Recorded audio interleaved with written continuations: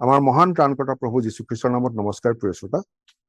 আজিৰ শাস্ত্ৰপাঠ যোহনে লিখা শুভবাৰ্তা 9 নম্বৰ অধ্যায়ৰ 18 পৰা 25 নম্বৰ পদ। তেওঁ যে অন্ধ আছিল আৰু দৃষ্টি পালে, তেওঁৰ বিষয়ৰ এই কথা যিহুদীবিলাকে সেই দৃষ্টি পোৱাজনৰ মাক বাপেকক মাতি নানিলে মানে বিশ্বাস নকৰিলে। তাতে তেওঁবিলাকে তেওঁলোকক সুধিলে, তোমালোকে যাক উপজাৰে অন্ধ বোলা, এই তোমালোকৰ সেই পুত্ৰ হয়নে?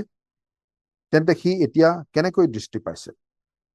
তেওঁৰ মাক বাপেকে উত্তৰ দি ক'লে, এই আমাৰ পুত্ৰ হয় আৰু উপজাৰে অন্ধ, তাকো আমি জানো, কিন্তু সি এতিয়া কেনেকৈ দৃষ্টি পাইছে তাক নাজানো, আৰু কোনে বা তাৰ চকু মুকলি কৰিলে তাকো নাজানো। তাক সোধা, সি বয়সীয়া, সি নিজৰ বিষয়ে নিজে ক'ব। যিহুদীবিলাকৰ ভয়ত তেওঁৰ মাক বাপেকে এই কথা ক'লে, কিয়নো কোনোৱে যদি তেওঁক খ্ৰীষ্ট বুলি স্বীকাৰ কৰে, তেন্তে তেওঁক নামঘৰৰ পৰা বাহিৰ কৰা যাব, এই বুলি যিহুদীবিলাকে আগেয়ে থিৰ কৰিছিল। এই কাৰণে তেওঁৰ মাক বাপেকে ক'লে, সি বয়সীয়া, তাক সোধা।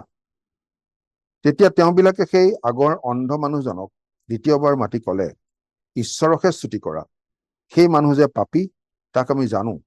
তাতে তেওঁ উত্তৰ দিলে, তেওঁ পাপী হয় নে নহয় মই তাক নাজানো। মই অন্ধ আছিলো, এতিয়া দৃষ্টি পাইছো, ইয়াকেহে জানো। সেয়া আছিল যোহনে লিখা শুভবাৰ্তা 9 নম্বৰ অধ্যায়ৰ 18 পৰা 25 নম্বৰ পদ। এবাৰ এজন বিখ্যাত প্ৰচাৰকে এনেদৰে কৈছিল, মই আপোনালোকক বুজাব বিচাৰো, খ্ৰীষ্টক অনুসৰণ কৰাৰ কি যে আনন্দ, কি যে উত্তেজনা, কি যে হিয়া উঠলি উঠা আনন্দ। মই ক'ৰ পৰা আহিছো, মই এই জগতত কিয় আছো, মই কলৈ যাম, এই সকলো জনাৰ, এই সকলো কথা বুজি পোৱাৰ আনন্দ। এই পৃথিৱীত মোৰ অৱস্থিতিৰ এটা কাৰণ আছে। বছৰৰ প্ৰতিটো দিনতেই মই বিচনাৰ পৰা সাৰ পাই উঠাৰো এটা উদ্দেশ্য আছে। যীশুখ্ৰীষ্টত মই কি পালো, শাস্ত্ৰ অধ্যয়ন কৰি আৰু তেওঁৰ সংগে সংগে চলি মই কি পালো, তাকেই মই আনক ক'ব বিচাৰো। কিন্তু বহুতো লোকে কয়, মই সেইবোৰ দেখা পোৱা নাই। তেওঁলোকে নিশ্চয় দেখা নাপাব যেতিয়ালৈকে তেওঁলোক আত্মিকভাৱে অন্ধ হৈ থাকিব। সূৰ্যোদয়ৰ সুন্দৰতাৰ কথা বুজি পাবলৈ হলে আমাৰ দৃষ্টিশক্তি থাকিব লাগিব। দৃষ্টিশক্তি নাথাকিলে যিকোনো ধৰণৰ সৌন্দৰ্যৰ প্ৰতি আমি অন্ধ হৈ থাকিম। আত্মিক কথাবোৰ বুজি পাবলৈ হলে, প্ৰভু যীশুৰ কথা বুজি পাবলৈ হলে আত্মিক চকুৰ পৰা চামনিবোৰ গুচাব লাগিব, আৰু প্ৰভু যীশুখ্ৰীষ্টই সেই কাম কৰিব পাৰে। প্ৰভু যীশুখ্ৰীষ্টই জন্মৰে পৰা অন্ধ সেই লোকজনৰ চকু ভাল কৰি দৃষ্টিশক্তি দান কৰিছিল অলৌকিকভাৱে।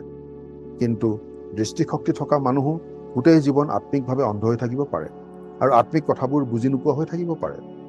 কিন্তু প্ৰভু যীশুখ্ৰীষ্টই আত্মিক চকু মুকলি কৰি দিয়াৰ পিছত আমি এনে এখন জগত দেখা পাওঁ, যিখন আমি আগতে দেখাই নাছিলো, আছিল বুলি হয়তো জনাও নাছিলো। সেই আত্মিক দৃষ্টি পোৱাৰ লগে লগে আমি আগতে বুজি নোপোৱা আত্মিক কথাবোৰ পৰিষ্কাৰভাৱে বুজি পোৱা হওঁ, দেখা পোৱা হওঁ। সেই জন্মৰে পৰা অন্ধ লোকজনক দৃষ্টিদান কৰাৰ যোগেৰে ঈশ্বৰৰ গৌৰৱ হৈছিল, আৰু সেই মানুহজনেও প্ৰভু যীশুৰ বিষয়ে সাক্ষ্য দিছিল। আমিও নিজকে প্ৰশ্ন কৰি চাব পাৰো, আত্মিক চকু মুকলি কৰিবলৈ যীশুখ্ৰীষ্টৰ ওচৰলৈ আমি গৈছোনে? আমি আত্মিক দৃষ্টি লাভ কৰিলো বুলি আনৰ আগত সাক্ষ্য দিব পৰা হৈছোনে? প্ৰাৰ্থনা কৰিম। স্বৰ্গত থকা মৰমীয়াল পিতৃ ঈশ্বৰ, তোমাক বিশ্বাস স্থাপন কৰা প্ৰতিজন লোকক আত্মিক দৃষ্টি দান কৰিব পৰা তোমাৰ ক্ষমতাৰ বাবে তোমাক অশেষ ধন্যবাদ।